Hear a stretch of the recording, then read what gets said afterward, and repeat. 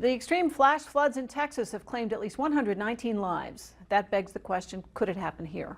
The management and geology of the Missouri River allows citizens the peace of mind of not having to worry about catastrophic flash floods from the river.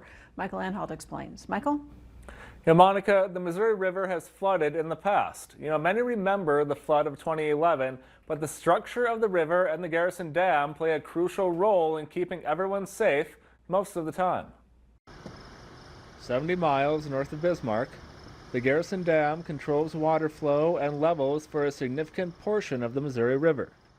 The Guadalupe River, which recently flooded in Texas, also has a dam, but its location downstream from areas that experienced the quick and intense rainfall, anywhere from 6 to 20 inches, kept the dam from helping to prevent or limit the sudden influx of water. Small streams and tributaries along the Missouri have experienced flash flooding, but generally, the Garrison Dam prevents rising water levels that could be much worse. If we were to take and add up all of the record floods on those small tributaries, they just barely would hit flood stage here in Bismarck with no water coming out of Garrison Dam.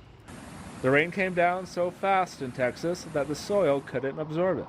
Basically a traffic jam of water drops trying to get to the same place at the same time. And that's when we create overland or in some cases river flooding.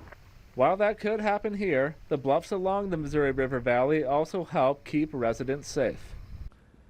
Schlag says due to these factors, it would be very difficult for a flash flood to occur in the state along the main Missouri River corridor.